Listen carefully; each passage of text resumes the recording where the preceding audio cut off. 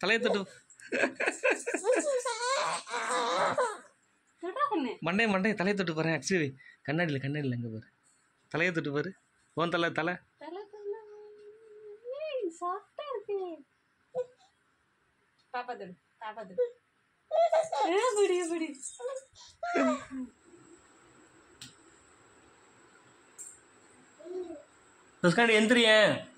எந்திரிச்சு இதில் எத்தனை ஃபிஷ் இருக்கு பாரு.